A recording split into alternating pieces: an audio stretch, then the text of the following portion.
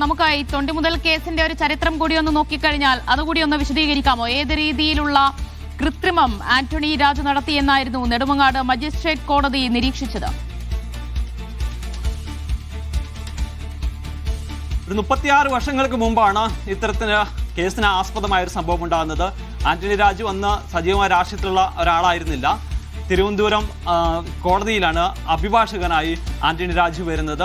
അന്ന് ആന്റണി രാജു ഒരു ലഹരി കേസിലെ പ്രതിക്ക് വേണ്ടിയിട്ടുള്ള ആ സംഭവത്തിൽ ഒരു പ്രതിയെ സഹായിക്കുന്നതിന് വേണ്ടിയിട്ട് തൊണ്ടി മുതലായ അടിവസ്ത്രത്തിൽ കൃത്രിമം നടത്തിയെന്നാണ് കേസുണ്ടാകുന്നത്.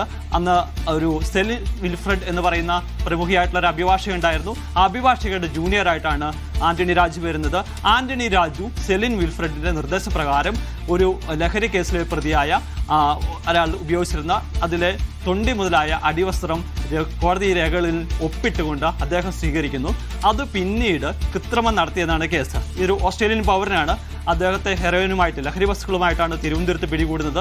അദ്ദേഹത്തിന്റെ ധരിച്ചിരുന്ന അടിവസ്ത്രത്തിലാണ് ഈ ലഹരി വസ്തുക്കൾ സൂക്ഷിച്ചിരുന്നത്. അത് ഒരു പ്രധാനപ്പെട്ട ഒരു തൊണ്ടി മുതലായിരുന്നു. ആ തൊണ്ടി മുതൽ ആന്റണി രാജു വാങ്ങിയതിന് ശേഷം അതിൽ കൃത്രിമം നടത്തി പിന്നീട് കോടതിയിൽ തന്നെ ഏൽപ്പിക്കുന്നു. അത് ആ തൊണ്ടി മുതലിൽ ആ കേസിൽ തിരുവനന്തപുരം കോടതി ഈ പ്രതിയെ ശിക്ഷിക്കുന്നു. അതിനുശേഷം ഹൈക്കോടതിയിൽ എത്തുന്ന സമയത്താണ് ഈ തൊണ്ടി മുതലായിട്ടുള്ള അടിവസ്ത്രം അത് ഉപയോഗിച്ചിരുന്ന ഈ ഓസ്ട്രേലിയൻ പൗരന് അത് പാകമല്ല എന്ന് മനസ്സിലാവുന്നത്. അങ്ങനെ ആ ഒരു കാര്യം പരിഗണിച്ചുകൊണ്ടാണ് ആന്റണി രാജുവിന് ഈ പറയുന്ന രീതിയിൽ ആ കേസിൽ പ്രതിയായിട്ടുള്ള ആൾക്ക് ഹൈക്കോടതി ജാമ്യം അനുവദിക്കുന്നത്. അദ്ദേഹം രാജ്യം വിട്ടു പോവുകയും ചെയ്തു. പിന്നീട് ഇയാൾ ഓസ്ട്രേലിയയിൽ മറ്റൊരു കേസിൽ പ്രതിയാകുന്ന ഒരു സാഹചര്യം ഉണ്ടാകുന്നു. ആ പ്രതിയായപ്പെട്ടതിന് ശേഷം അയാൾ ജയിലിൽ കിടക്കുന്ന സമയത്താണ് ആ ജയിലിലുണ്ടായിരുന്ന മറ്റൊരു സഹതടവുകാരനോട് പറയുന്നത്, ഞാൻ പണ്ട് കേരളത്തിൽ ഇങ്ങനെ ഒരു കേസിൽ പ്രതിയാക്കപ്പെട്ടിരുന്നു, അവിടെ വെച്ച് ഇങ്ങനെ ഈ തൊണ്ടി മുതൽ കൃത്രിമം നടത്തി, അങ്ങനെയാണ് താൻ ആ കേസിൽ നിന്ന് രക്ഷപ്പെട്ടതെന്ന് പറയുന്നു. പിന്നീട് ആ തടവുകാരൻ പറഞ്ഞ അടിസ്ഥാനത്തിൽ അവിടെ ഇന്റർപോളിന് വിവരം അറിയിക്കുന്നു. ഇന്റർപോൾ ഡൽഹിയിലുള്ള CBI ആസ്ഥാനത്തേക്ക് വിവരം അറിയുന്നു. CBI ആസ്ഥാനത്ത് നിന്നാണ് ഇത്തരത്തിൽ കേരള പോലീസിന് ഈ വിവരം കൈമാറുന്നത്.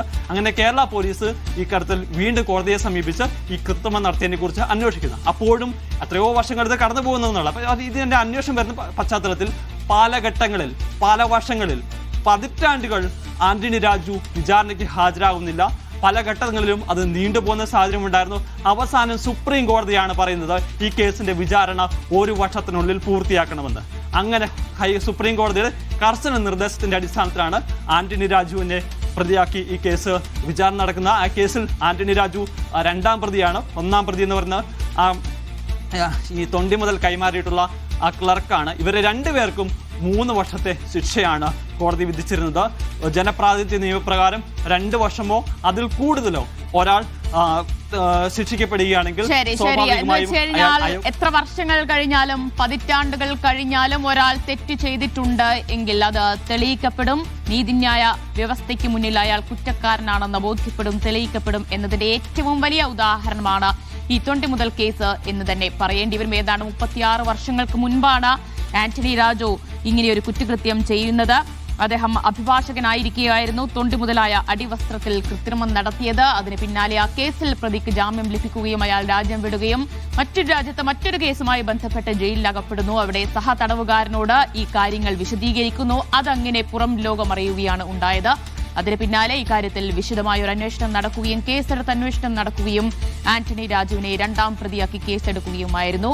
ആ കേസിലാണ് ഏറ്റവും ഒടുവിൽ വിചാരണ പൂർത്തിയാക്കി കോടതി ശിക്ഷ വിധിച്ചിരിക്കുന്നത്. മജിസ്ട്രേറ്റ് കോടതി 3 വർഷം തടവും പിഴയുമായിരുന്നു വിധിച്ചത്. അതിന് പിന്നാലെയാണ് MLA ആയിരുന്ന ആന്റണി രാജുവിന് അയോഗ്യത വരുന്നത്.